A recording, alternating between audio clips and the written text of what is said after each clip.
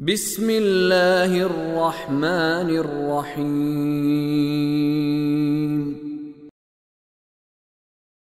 وَإِذْ قَالَ اللَّهُ يَا عِيسَى ابْنَ مَرْيَمَ أَأَنْتَ قُلْتَ لِلنَّاسِ اتَّخِذُونِي وَأُمِّيَ إِلَٰهَيْنِ مِن دُونِ اللَّهِ قَالَ سُبْحَانَكَ مَا يَكُونُ لِي أَنْ أَقُولَ مَا لَيْسَ لِي بِحَقٍّ إِن كُنتُ قُلْتُهُ فَقَدْ عَلِمْتَهُ تَعْلَمُ مَا فِي نَفْسِي وَلَا أَعْلَمُ مَا فِي نَفْسِكَ إِنَّكَ أَنْتَ عَلَّامُ الْغُيُوبِ مَا قُلْتُ لَهُمْ إِلَّا مَا أَمَرْتَنِي بِهِ أَنِ اعْبُدُوا اللَّهَ رَبِّي وَرَبَّكُمْ وَكُنْتُ عَلَيْهِمْ شَهِيدًا مَا دُمْتُ فِيهِمْ فَلَمَّا تَوَفَّيْتَنِي كُنْتَ أَنْتَ الرَّقِيبَ عَلَيْهِمْ وَأَنْتَ عَلَى كُلِّ شَيْءٍ شَهِيدٌ۔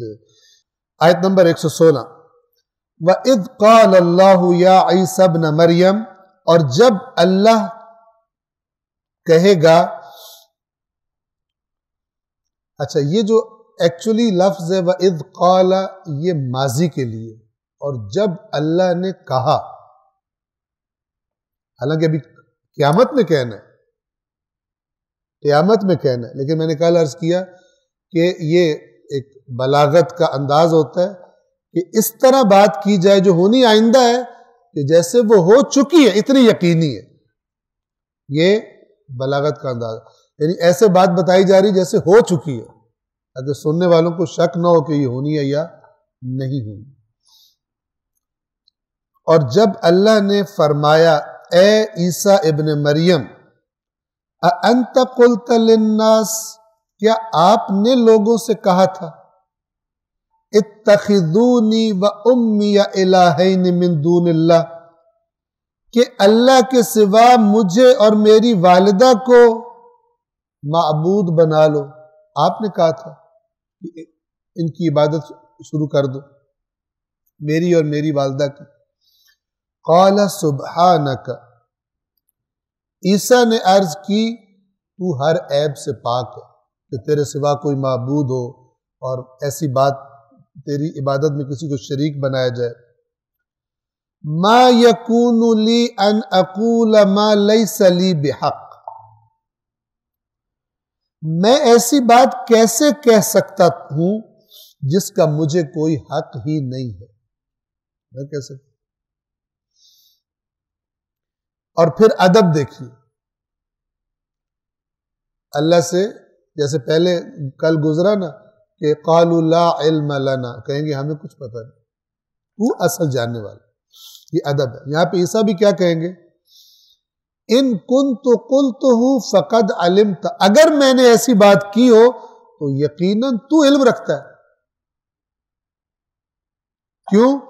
تعلم ما فی نفسی، جو میرے اندر ہے تجھے علم ہے، ولا اعلم ما فی نفسک، اور تیری ذات کے اندر جو علم ہے مجھے اس کا پتہ نہیں ہے، یعنی تیرا علم حقیقی علم ہے، میں ہو سکتا ہے غلطی کر جاؤں، ٹھیک ہے، جو میں جانتا ہوں مجھے تو حق ہی نہیں تھا۔ دیکھیں کتنے ادب سے بات کر رہے، یہ نہیں کہہ رہے میں نے نہیں کہا، کہہ رہے ہیں کہ اس کا تو مجھے حق ہی نہیں کہ میں ایسی بات کروں، اور اگر میں نے کی ہو تو بہتر جانتا ہے۔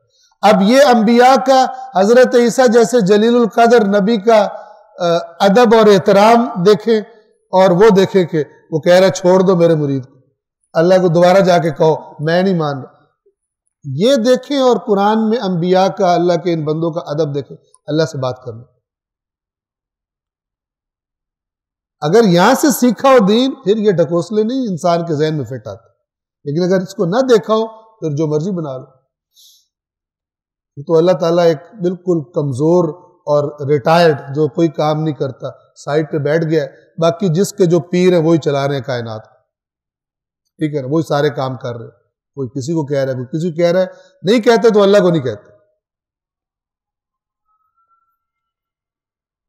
حضرت نوح کا واقعہ ہے سورہ ہود میں۔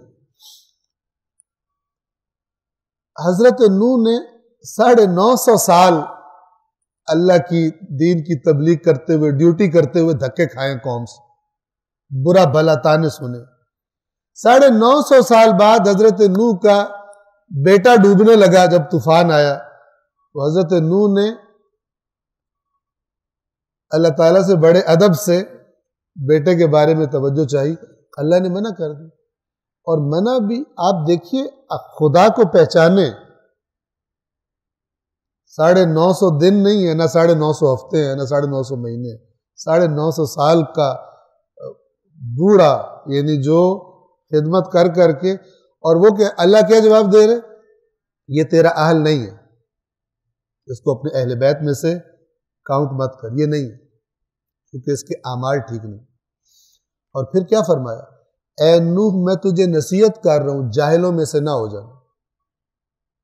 اس کے بعد حضرت نوح نے کہا نہیں یا اللہ، میں نے بھی آج ضد پکڑ لیا، پھر میرا بچہ ہے تو یہ تو کوئی بات نہ ہوئی، 950 سال میں نے خدمت انجام دی، سوال ہی پیدا نہیں۔ فوراً کہا کہ اے اللہ میں تجھ سے مغفرت طلب کرتا ہوں، اور اگر تو نے مجھے معاف نہ کیا تو میں خسارہ اٹھانے والوں میں سے ہو جاؤں گا۔ یہ ہے 950 سال خدمت کرنے والا پیر، جو اللہ کی بات کے آگے، اور ادھر دیکھیں کیا کیا واقعات گھڑے ہوئے۔ یہ فضولیات انہی کے حصے میں آتی ہیں، اور ان کے نتیجے میں افکار انہی کے حصے میں آتے ہیں کہ جنہوں نے اللہ کی کتاب کو نہیں دیکھا۔ اور میں عرض کیا کرتا ہوں کہ یہ ان کی سزا ہوتی ہے کہ جب تمہیں میری کتاب تمہیں امپورٹنٹ نہیں لگ رہی اور تمہیں ڈھکوسلے امپورٹنٹ لگتے ہیں، میرے پر اعتماد نہیں ہے، میں تمہیں نہیں سمجھا سکتا، باقی تمہیں سمجھا سکتے ہیں، تو پھر جاؤ جن کو چنا ہے انہی کے سپرد، وہ تمہیں جو راستہ دکھائیں اسی راستے پہ چلتے رہو۔ ہاں پلٹ کر میرے پاس ہی آنا ہے، اور پھر میں فیصلہ کروں گا جن باتوں میں تم اختلاف کرتے تھے۔ صلوات پڑھیے محمد والے۔